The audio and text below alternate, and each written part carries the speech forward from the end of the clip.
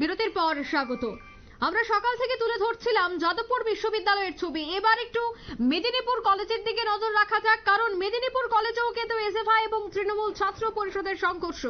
College বিশ্ববিদ্যালয় ধর্মঘটের ডাক দিয়েছে এবার এসএফআই।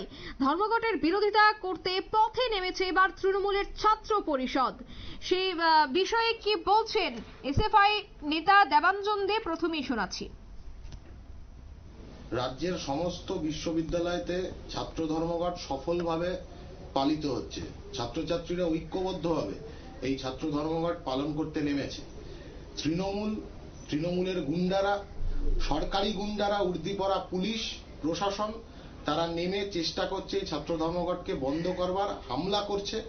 মেদিনীপুর কলেজে বাইরে থেকে কয়েকশো তৃণমূলের বহিরাগত গুন্ডাকে ঢুকিয়ে ধর্মঘট সফল হওয়ার পরে সেই সমস্ত গুন্ডাদেরকে দিয়ে ক্যাম্পাস দখল নেওয়ার চেষ্টা করেছে।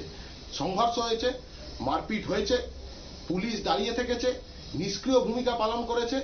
যে পুলিশ ব্রাত্য বসুর মতন একজন ক্রিমিনালকে পাকড়াও করে জেলে ভরতে পারে না, সেই পুলিশ এসএফআই এর কমরেডদেরকে একের পর এক অ্যারেস্ট করছে মেদিনীপুরের বুকে।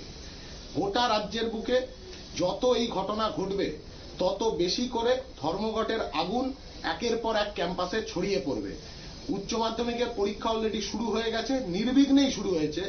গতকাল তৃণমূল পুলিশ প্রশাসন মিলে যে গুজব ছড়ানোর চেষ্টা করছিল উচ্চ মাধ্যমিক পরীক্ষার্থীদের সমস্যার বিষয়ে, কোনো সমস্যা ছাড়াই উচ্চ মাধ্যমিক পরীক্ষার্থীরা তারা সেন্টারে পৌঁছে গেছে।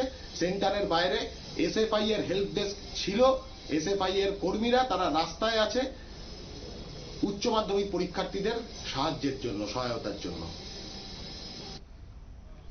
আপনারা শুনলেন এসএফআই এর নেতার বক্তব্য, দেবাঞ্জন দে ঠিক কি বলেছে।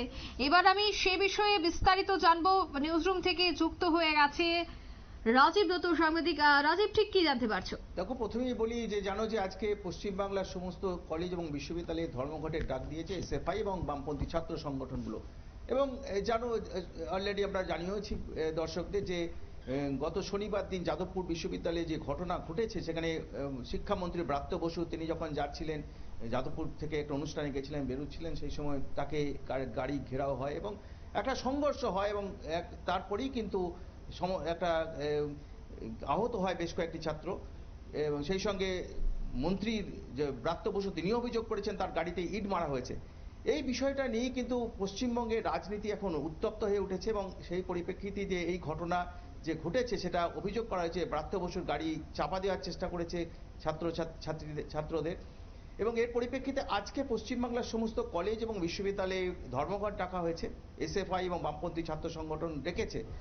যদিও আজকে উচ্চ মাধ্যমিক পরীক্ষা শুরু হয়েছে, তবে অভিযোগ যে বহু জায়গায় কিন্তু গোলমাল হচ্ছে, বিভিন্ন কলেজ এবং বিশ্ববিদ্যালয়ে গোলমাল হচ্ছে। সেখানে যেমন এসএফআই তারা রয়েছে, তারা ইউনিভার্সিটি বা কলেজে তারা ধর্মঘট করার চেষ্টা করছেন, তারা ক্লাস বয়কট করছেন এবং অনেক জায়গাতেই কিন্তু বাধা দেওয়ার অভিযোগ হচ্ছে তৃণমূল ছাত্র পরিষদের বিরুদ্ধে। এবং সেই বড় বাধা দেওয়ার ঘটনা ঘটেছে মেদিনীপুর কলেজে। সেখানে যখন ধর্মঘটি ছাত্র ফেডারেশনের ছেলেমেয়েরা তারা যখন মিছিল করছিলেন কলেজের মধ্যে, সেই সময় তাদের উপর হামলা চালানোর অভিযোগ হয়েছে।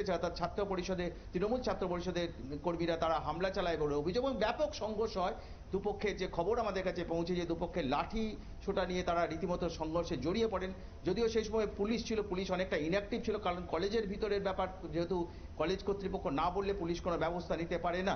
তো যাই হোক, শেষমেশ পুলিশ হস্তক্ষেপ করে, কিন্তু তারপরেই সংঘর্ষ কিছুটা থামে। কিন্তু অনেকের আমরা খবর যে অনেকের মাথা ফেটে গিয়েছে এবং ব্যাপক উত্তেজনা তৈরি হয়েছিল এই মেদিনীপুর কলেজে। তবে অন্যান্য কলেজে বিশ্ববিদ্যালয়ে সেখানে কিন্তু পরিস্থিতি অনেকটাই স্বাভাবিক। বহু জায়গায় আংশিক ধর্মঘট হচ্ছে, আর বহু জায়গাতেই খবর আসছে যে এখানে ধর্মঘট হচ্ছে না। যেখানে এসএফআই যেখানে জোর করে বাধা দেওয়ার চেষ্টা করেছে, সেখানে তৃণমূল ছাত্র পরিষদের ছেলেমেয়েরা তারা বাধা দিয়েছেন এবং অনেক জায়গাতেই কিন্তু ধর্মঘট হচ্ছে না বা অনেক জায়গাতেই হচ্ছে। তবে আজকে যদি বলো যে এই ধর্মঘটাতে এসএফআই ডাকা ধর্মঘট যাদবপুর কাণ্ড নিয়ে, সেটা আংশিক একটা প্রভাব রাজ্যের বিভিন্ন কলেজ বিশ্ববিদ্যালয়ে পড়েছে, তাতে কোনো সন্দেহ নেই। এবং তার মধ্যে মেদিনীপুর কলেজে সংঘর্ষের ঘটনা ঘটেছে। অঙ্কিতা, একদমই ধন্যবাদ তোমাকে।